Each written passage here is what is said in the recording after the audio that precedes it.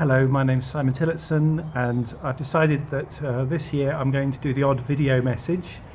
Obviously, part of my role as a vicar is to communicate with people, and so it doesn't do any harm to try and get a message across this way as well as on Sunday mornings, especially considering lots of people follow the internet now but don't come to church on Sunday mornings.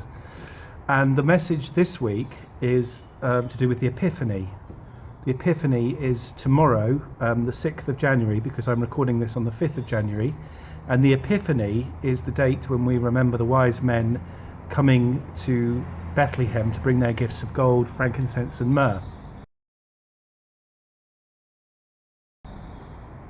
It's also the date on which the Orthodox Church throughout the world celebrate Christmas. So if you're Russian or Greek Orthodox, a very happy Christmas to you for tomorrow. We hope you have a lovely time. It's not exactly the most cheerful time of the year for everyone else, because we've just had Christmas and we're adjusting back to normal life. And, lots of people are saying, grim weather, back to January, back to work, back to normality. It's not the most cheerful time. And I've been thinking a little bit about the other meaning for the Epiphany, and that is when you have an epiphany moment.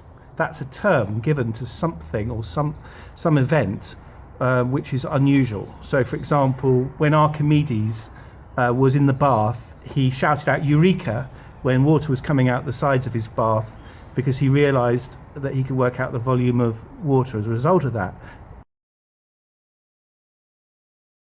That word "eureka" was an epiphany moment.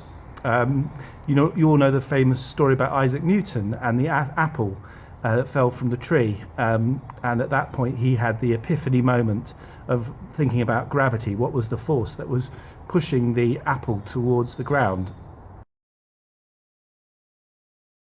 or pulling the apple towards the ground? It was an epiphany moment. I believe that many of us who consider ourselves to be spiritual people have had epiphany moments in the past, but we forget about them. I'm sure that there are some people who come to church or who are believers who haven't had any epiphany moment and are coming out of a sense of duty and tradition.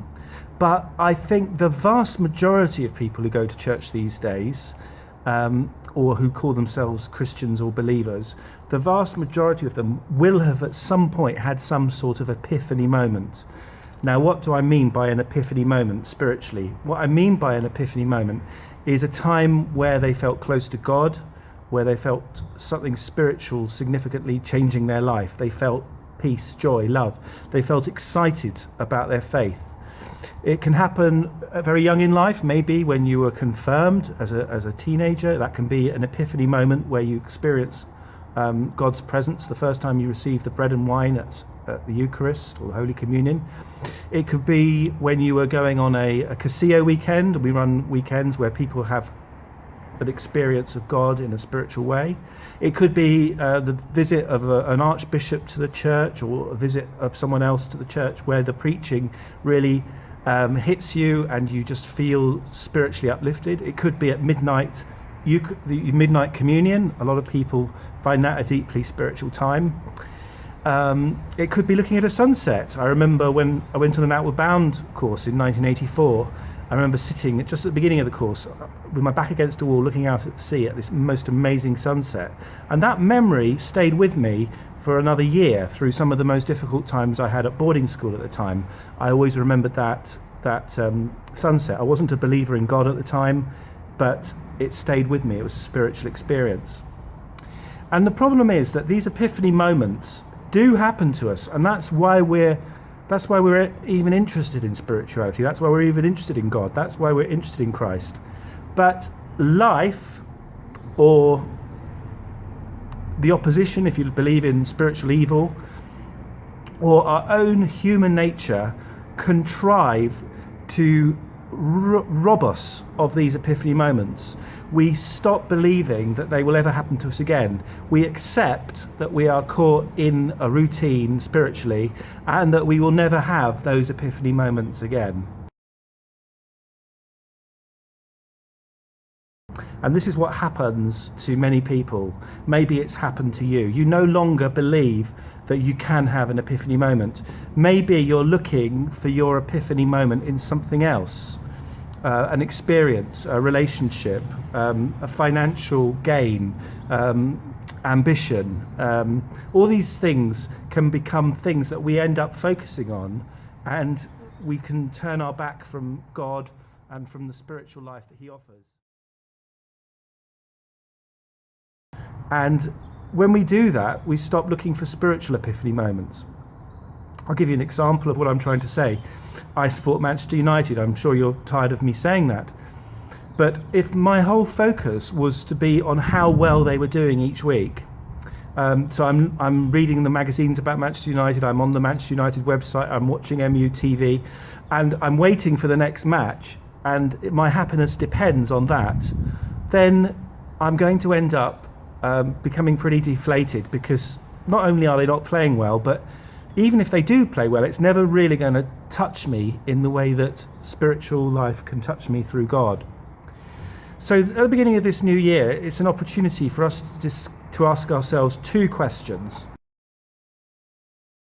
The two questions are as follows. 1, am I still pursuing an epiphany moment with God? Am I still looking for him? Am I still wanting to experience his spirit? Am I still praying to Christ and asking for a closer walk with him, to be closer to Jesus? And the question 2 is, what might be getting in the way of me doing that? What might be getting in the way of reaching God? What might be getting in the way of me approaching God and looking for an epiphany moment? Have I had my spirit strangled by other desires, other feelings, other disappointments? Maybe I'm angry or depressed. All those things are part of our human condition, but are these experiencings stopping us from having an epiphany moment?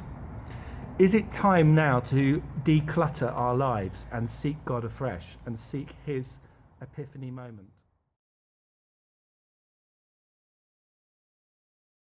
I'm going to try and do that. I'll be honest with you and say that I don't always have epiphany moments with God. You're probably exactly the same as me. But I'm going to try and declutter my life and try and find God this January and try and have some epiphany moments with him, where I reach out to him in prayer and ask him to forgive me for my sins, which he does in Christ, and to fill me with his Spirit. That means setting aside time for prayer, time for reading the Bible, time for reading Christian books, time for exercise as well, and living a healthy, balanced lifestyle. Not overworking, not cramming our life full with other clutter, but seeking him. I'm going to try and do that. And I hope you will too. My prayer is that each of us will have epiphany moments spiritually this January. Thank you very much for listening to this. I'm very grateful.